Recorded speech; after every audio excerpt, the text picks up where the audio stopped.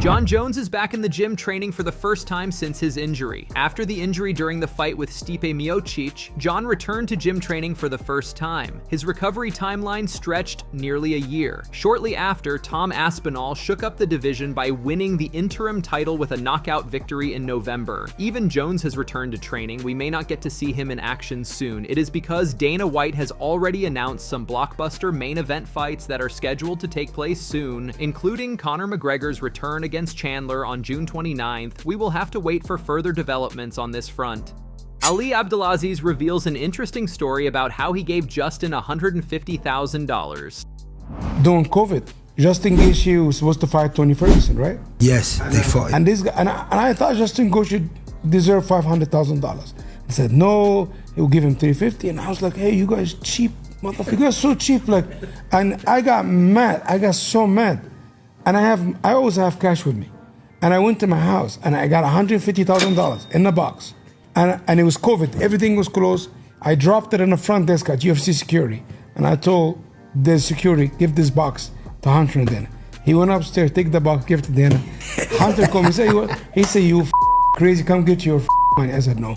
They chased me for almost 10 days to get this money. And they paid Justin $500,000. You know?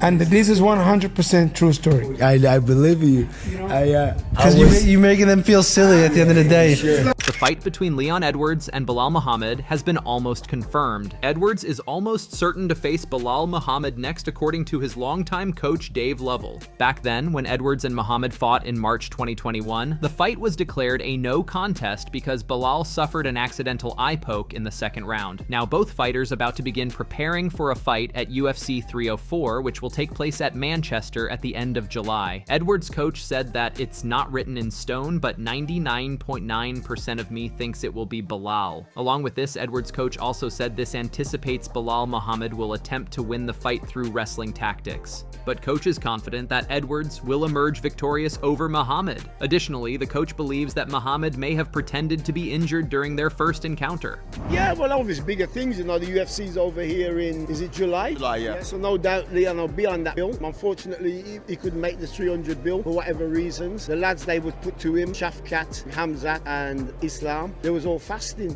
We was ready to go. It is what it is. So because he wasn't on the 300 bill, no doubt, there's a big Muslim contingency in England, in Manchester. So I think it will be Belal. It's not written in stone, but 99.9, I think it'll be Belal. Cheeto Vera talk about his next fight.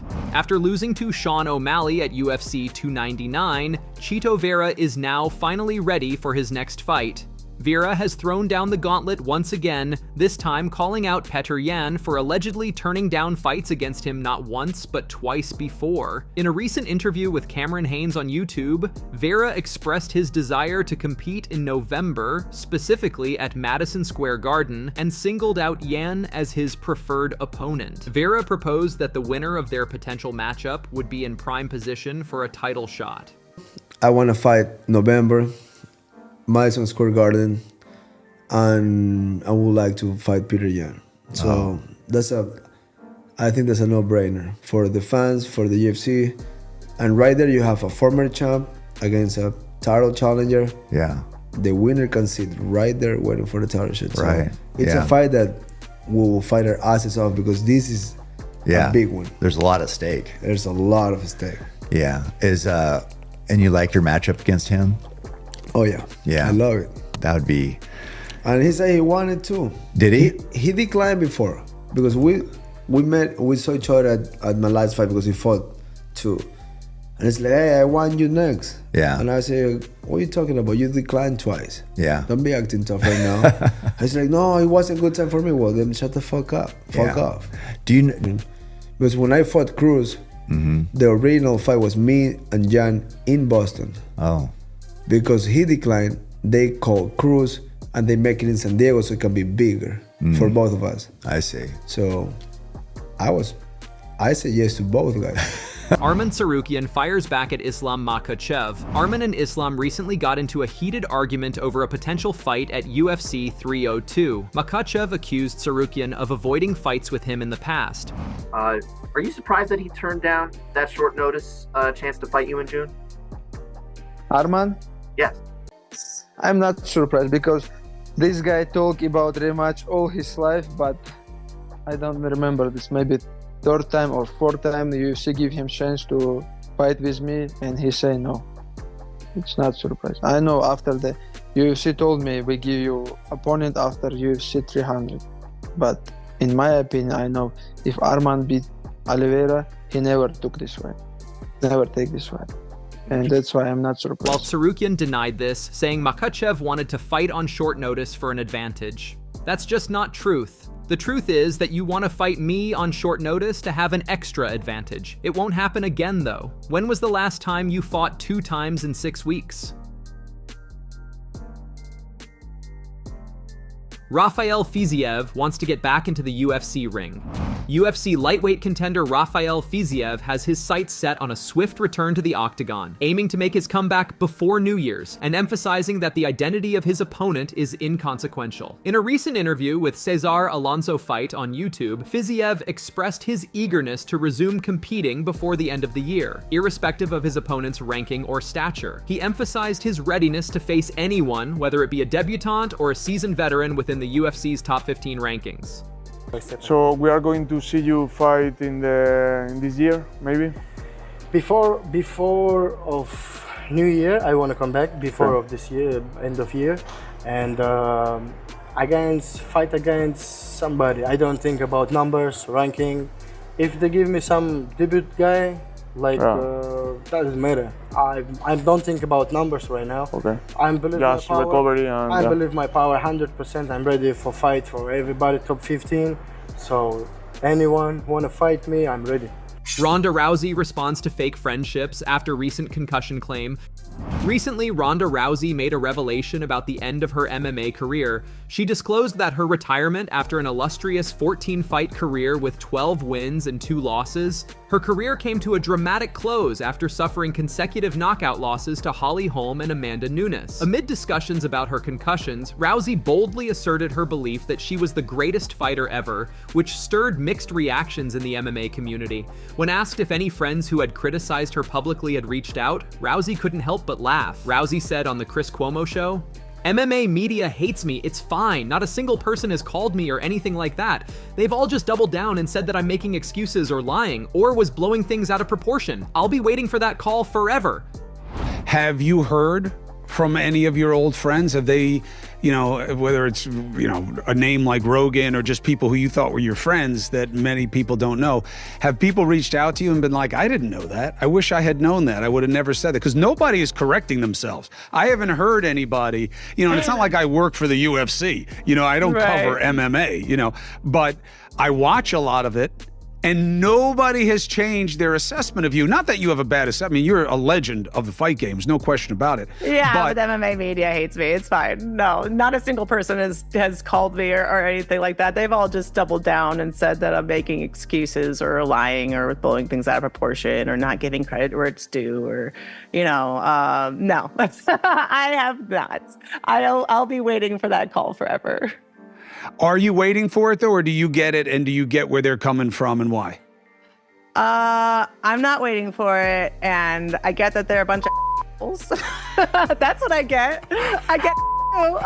But, at least I would rather not have those fake friendships in my life. I would rather that those people expose themselves and I don't, leave myself open to them, I would rather cleanse myself of all those, fake superficial relationships than have them still around. Well, maybe it's because I know a little bit what it's like to be dragged when you don't think it's fair. But I'll tell you, when I heard your explanation, not only did it make sense because I've done so much reporting on head injuries, but I was embarrassed that I had it wrong. And then it set like this cascade effect. Not only did I have to get you on the podcast, and I was like, oh man, she's gonna be like, who, what, why, but I really wanted to talk to you because of that misperception. And it made me rethink other fighters too, by the way. Like if in particular, Chuck Liddell. Like I always loved the Iceman, and I always kind of like, I always found you guys to be kindred spirits. Not that you look alike, but that there was so much dog in both of you guys, and you meant so much to the basic appreciation for mixed martial arts, you know, for my generation of fan. And once he got knocked out, it seemed like it started to happen every other fight, and you just kept hearing about him having trouble in practice, and everybody was like, yeah, it's because he's fat. Yeah, it's because he's partying. Yeah, it's because these other guys aren't just brawlers. And then he started talking about his speech and what he's seeing in his scans and all that. And once you said it, I started seeing it in so many different people's experience. And I hope that you appreciate the power of that. That, you know, whatever they say about you, they can say. That's about your own sense of yourself. But you opened a door to what happens with a lot of fighters that nobody talks about.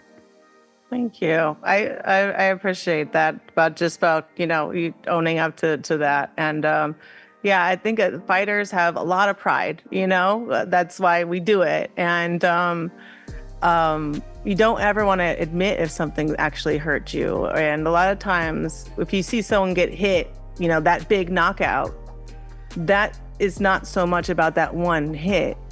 That is the result of accumulation of, you know, head injuries throughout their entire life that has met the tipping point. And that's when those knockouts come easier and easier after that. And I think a lot of fighters don't want to say that, like, oh, I was never the same after that, because they feel like they're giving credit to like that person in that hit, in that fight. And they never want, you know, that they still have that dog in them. But it's just what comes with the territory. You're in a fight where you're taking a lot of impacts to the head, and a lot of fighters end up, you know, being punch drunk down the road. I have all like, you know, Alzheimer's and Parkinson's and dementia and all of these things. And you never know until years later when you've taken one hit too many.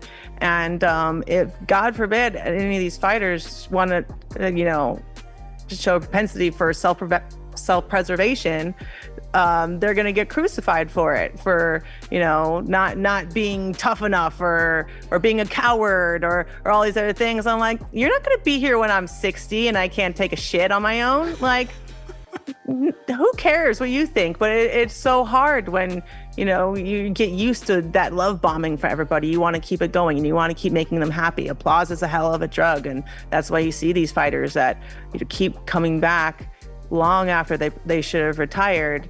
And regardless of how much I've been open about everything that's been going on with me, I'm trying to, you know, with my neurological injuries, and I'm trying to have kids, still people are like, so are you gonna fight again? I'm like, dude, I'm done. I gave you enough. I gave you everything I had. I cut my heart out and I pulled it out and I spiked it on the canvas of the cage. And they're like, so you're gonna fight again? They're like, no, I did everything I could. God, I'm gonna be a sack of potatoes at this rate if I keep going. Jesus. Well,